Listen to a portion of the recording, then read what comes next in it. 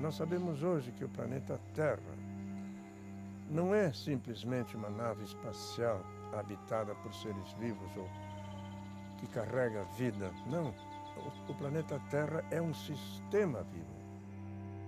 A tecnocracia moderna, os governos, o mundo, o homem moderno, parece que enxergam no mundo apenas um grande depósito de recursos, uma espécie de almoxarifado gratuito com recursos infinitos, onde podemos nos servir à vontade sem nos preocupar com o futuro. E, de fato, o pensamento econômico moderno não aceita limites nos recursos, mesmo quando reconhecemos que determinados recursos, como o petróleo, por exemplo, se acabam algum dia. Continuamos, então, postulando sempre novas substituições.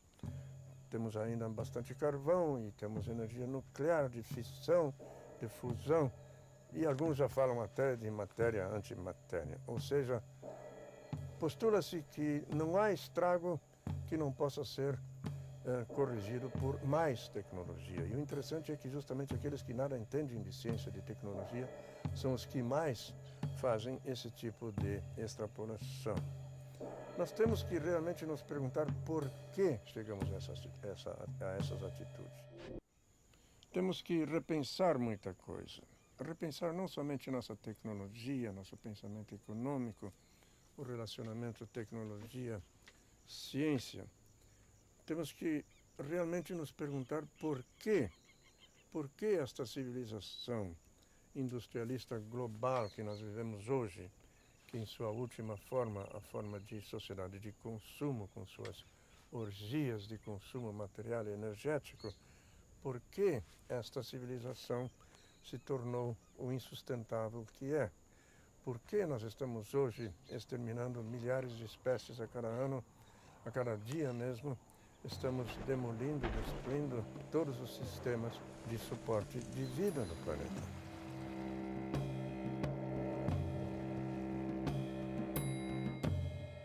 Então, realmente temos que nos perguntar por que nos tornamos tão destrutivos. Qual a verdadeira causa desta situação atual, de nossas atuais atitudes? A causa está em nossa cosmologia, ou seja, em nossa visão do mundo, da qual decorre toda uma ética muito especial, uma ética antropocêntrica. De nosso passado remoto judaico-cristão, nos veio esta visão, esta ética antropocêntrica que domina a nossa atual civilização. Todas as culturas e religiões, algumas das grandes, e sobretudo todas as mitologias e culturas tribais, tinham uma visão não antropocêntrica, com raríssimas exceções. Na cosmovisão do índio, por exemplo, nós somos parte de um complexo maior e todos os demais seres fazem parte desse complexo e têm direitos também. Mas nós temos uma visão, uma ética que diz que somente a nossa espécie tem direitos. A verdadeira religião hoje é o consumismo, é o industrialismo, é isso que nós vemos aí. E essa religião as pessoas aceitam realmente sem discussão. E nesta religião, no consumismo moderno, toda a natureza é apenas objeto, está fora de nossa ética. Nós precisamos, portanto, voltar, ou melhor, avançar de novo, para uma ética holística, uma ética que inclua toda a criação. E esta visão, que no fundo é uma visão muito antiga, mas que nós perdemos, a ciência moderna nos devolve essa visão. Nós sabemos hoje que o planeta Terra não é simplesmente uma nave espacial habitada por seres vivos ou que carrega vida. Não. O planeta Terra é um sistema vivo.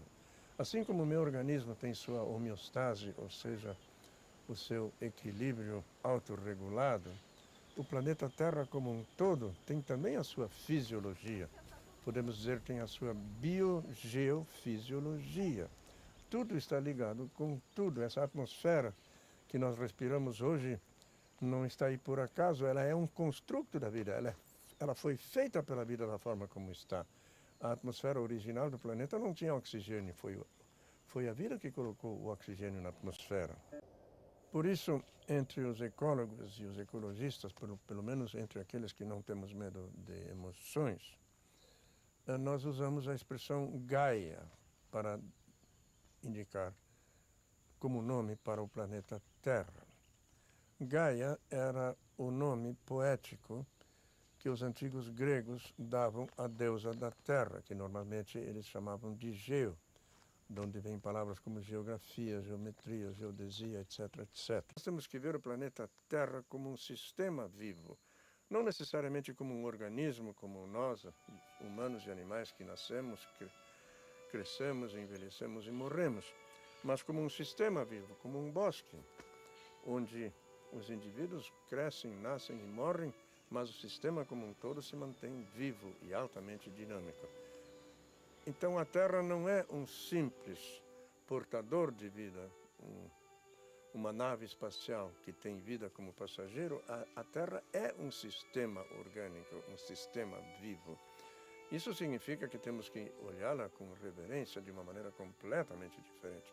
O petróleo que está no solo não está ali para que nós o possamos esbanjar em nossas orgias energéticas com corridas de carro, essas loucuras todas. O petróleo está ali para que a vida possa continuar. Infelizmente, ainda são muito poucas as pessoas que se dão conta desses aspectos. Mas isso tem consequências éticas muito profundas. Precisamos voltar, isto sim, para uma nova ética.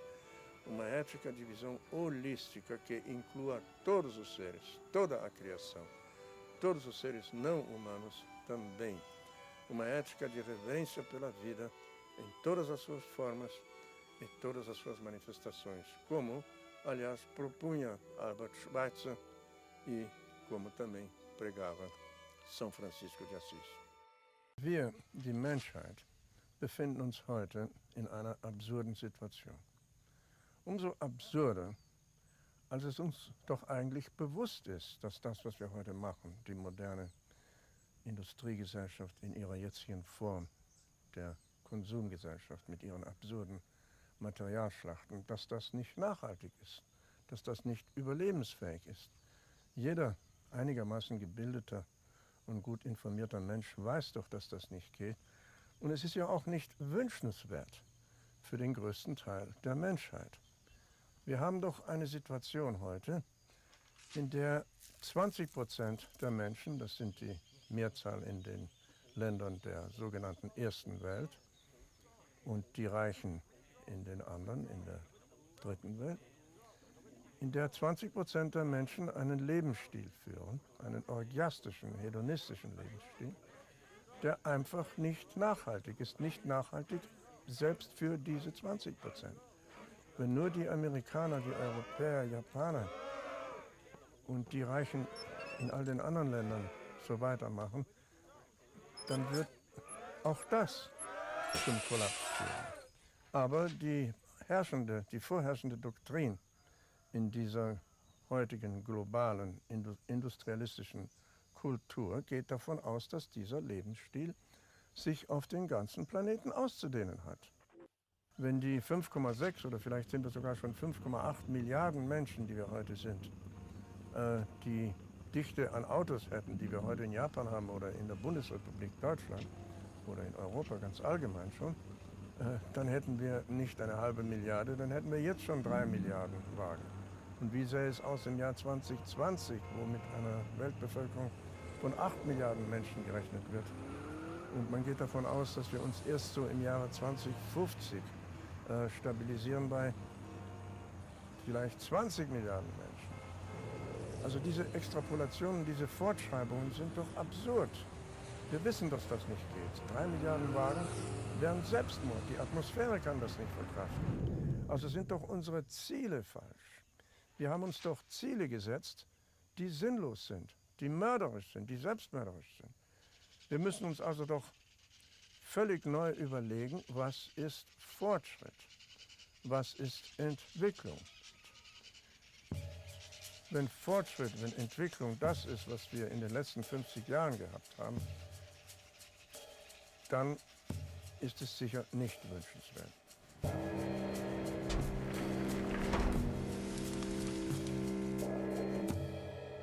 Heute die Situation, dass wir weit mehr, also in absoluten Zahlen heute, weit mehr Elend haben wie in der Vergangenheit. Weit mehr Menschen leben heute in unmenschlichen Situationen, zum Beispiel all die großen Slums in den großen Städten. In meiner Heimatstadt, in Porto Alegre, Südbrasilien, hatten wir bis Anfang der 50er Jahre keine Slums. Selbst die Arbeiter, sie waren vielleicht arm, aber sie hatten ein ordentliches, geregeltes Leben mit ihrem eigenen Haus und sie besaßen ihr Grundstück. Heute haben wir allein in meiner Stadt schon 500.000 Menschen, die in Slums leben. Rio de Janeiro, Manila, Mexiko. Mexiko ist heute eine Hölle. Und das wird alles immer schlimmer, in dem Maße, wie der eine Teil die Orgien der Konsumgesellschaft lebt, geht es dem anderen Teil immer schlechter. Also wo ist denn da Fortschritt? Also das, was wir bisher gehabt haben, können wir nicht Fortschritt nennen. Und wenn Fortschritt nur eine Fortschreibung dessen ist, was wir bisher gemacht haben, mit immer mehr Konzentration von Macht auf einer Seite und immer mehr Armut auf der anderen, dann ist das wirklich nicht Fortschritt. Wir müssen uns völlig neu überlegen, was ist Fortschritt. Das heißt, wir müssen uns unser ökonomisches Denken völlig neu überlegen. Das Ganze. Wir können doch nicht davon ausgehen, dass eine Wirtschaft immer weiter wachsen muss. Also dieses Dogma ist absolut sinnlos. Trotzdem, selbst in Rio de Janeiro zur Umweltkonferenz, ging die Frau Brundtland, die doch eigentlich Mentor dieser Konferenz war, die Premierministerin von Norwegen, die ging davon aus, wir brauchen mehr Wachstum, damit wir die Mittel haben, um die Schäden, die das Wachstum bisher angerichtet hat, korrigieren zu können. Ja, das ist doch ungefähr so, wie wenn ich für den Schneeball mehr Schnee und mehr Hang verlangte. Dabei ist es ja schon fast eine Lawine.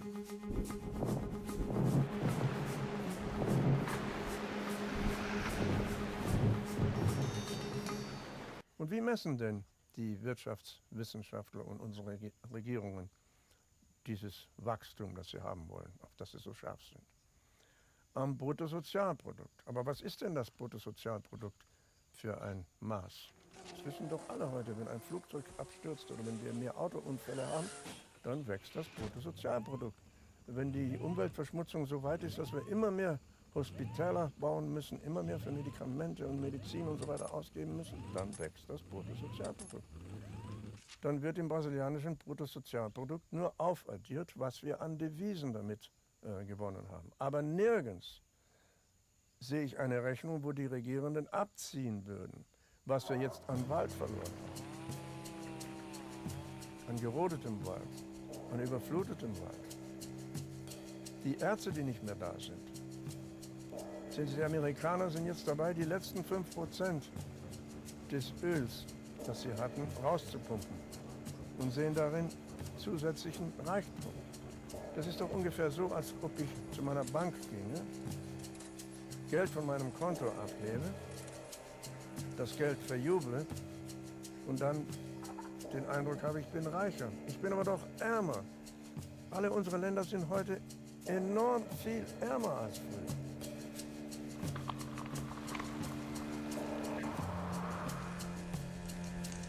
Wir brauchen also völlig neue Überlegungen, ich würde schon gar nicht sagen Rechnungen, denn das, was wirklich gilt, Glück, Zufriedenheit, Harmonie, schöne Landschaft, intakte Welt, das kann man nicht in Geld ausdrücken und soll man auch nicht in Geld ausdrücken. Da müssen wir völlig anders denken.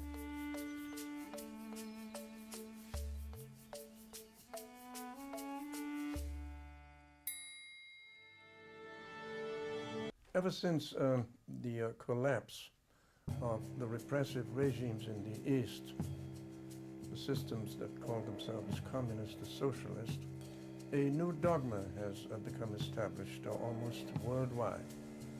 All governments and technocracy in general seem to believe that the forces of the market will lead to the millennium. The market is totally blind to human necessities. The market sees only demand as expressed in money. So you may be in very great need indeed. Take the poor person who dies on the street in Calcutta at night and whose whole fortune consists of a dirty turban and loincloth. Well, he has tremendous needs, but he has no demand because he has no money. He isn't even present in the market. The market doesn't see human needs. It sees only demand as expressed in money. The market also is blind, totally blind, for future generations. If future generations had anything to say on today's markets, most of what we're doing, and they would not allow us to do it. So we should really find a way of, in this case, yes, manipulating our markets in such a way as to account for the needs of future generations. Another tenet of modern economic thinking that is totally absurd, but which is now being, at least by the powerful, accepted almost universally, is that the market is so much more efficient the more globalized it is. Well, already we have a situation where during the last 50 years, all over the world, all the social structures that grew historically, organically, that organized themselves systemically, such as peasants and craftsmen and fishermen and the last remaining tribal people, social structures that gave people a sense of identity, of belonging, of a relative social justice. All these social structures are being demoralized, alienated, uprooted. We must also rethink our technology. Modern industrial society finds itself in a very interesting and absurd contradiction. Our present culture, global industrialist culture, is based 100% on science and technology. Almost everything we do today has to do with technology based on more and more profound science. On the other hand, the majority of our people today, and I would say the total majority, far over 90%, are illiterates in science and technology. And when they know something, they are highly specialized. They are very narrow specialists. But technology is used as the main instrument of power today.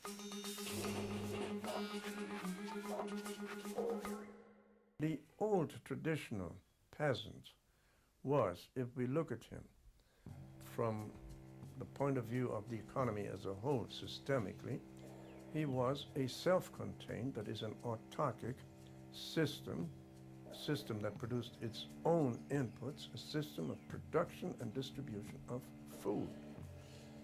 And he also more or less distributed his food. He sold most of his produce directly to the consumer on the weekly market. Now, what is today's farmer? Today's farmer is a tractor driver and a poison sprayer, not much more. Today, we have the food, I would call it denaturing and contaminating industry. Enormous slaughterhouses, canning industries. The food is now given to us pre-cooked and deep frozen. And absurdly, American housewife today drives 20 miles or so to the supermarket or the shopping center and comes back with her monster of a car, a 2-ton car, and brings 100 pounds or so of pre-cooked and frozen food and puts it in her deep freezer. Well, all this should be included in that calculation. So what we should really do when we compare the traditional peasant, whom today we call backward, with what we call modern farming, we should add up for today all the working hours in an economy that are directly or indirectly connected to production and distribution of food. So this would have to include even the computer industry and the software man and the person who in the bank sits in front of the computer and handles the credits for farmers. We would certainly, nobody has yet made this calculation, but we would certainly also find that more than 40% of the working time in a modern economy has to do with the production and distribution of food.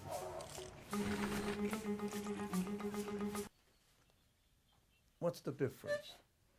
In reality, there isn't much difference. Actually, we are not as efficient as is claimed, as we can see, not as efficient in terms of manpower, and we are certainly not efficient in terms of sustainability, because what we do in modern agriculture is simply not sustainable, and it will lead to catastrophe. We really have today, in the case of agriculture and of most modern technology, is new power structures. What technocracy really wants to do in agriculture is leave to the farmer only that part of his activities that include the highest risks. The risk of bad harvests, of growing prices for his inputs, and decreasing prices for his produce. All the risks are with the farmer, and all the advantages are with industry. And now they want to take away from him the last part of his autonomy, his seed too. And modern biotechnology is working in that direction. Today, most people confuse technology with science. Actually, the two words, science and technology, in common usage have almost become synonyms, but they are not. What is science? For me, science is the contemplation of the divine beauty of the universe. So science is contemplative. Science is a clean dialogue with the universe. In science, I interact with nature in a very clean and absolutely honest way. Science is profoundly emotional, but it is absolutely honest.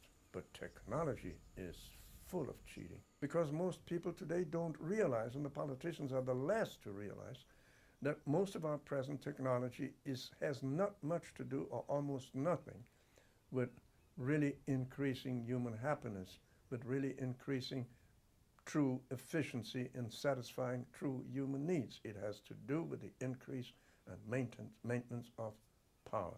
So technology should be discussed in our parliaments, in our political circles, but this is not happening. In previous cultures, in the Middle Ages, for instance, in antiquity, and even in the 18th century still, most technologies were transparent. That is, nobody in the Middle Ages would confuse the gallows with the plow, and power was exerted directly with the sword, with the gallows. Today, we have a situation where power is exerted by technology, technologies that people do not really understand. So while in previous times it was impossible for an intelligent person to confuse the plow or the water wheel with the gallows, today most people make that confusion. They cannot distinguish anymore between what is instrument of power and what is instrument for the satisfaction of true human needs. We produce energy with bigger and bigger power stations instead of in a mostly decentralized and local way. Maybe this is why solar energy is being neglected so much by the powerful today. In the case of solar energy, we cannot concentrate. Solar energy is infinite in time, but very limited in space. The sun gives us about 1,400 watts per square meter here in this orbit where we are, 150 million kilometers from the sun. And once it comes down through the atmosphere, we have something like 900 watts per square meter. The solar energy we can take or leave. But in solar energy, we cannot steal from future generations as we do in petroleum and the other resources, where we're constantly stealing what is not ours, what belongs to our children, to our grandchildren, and remote descendants.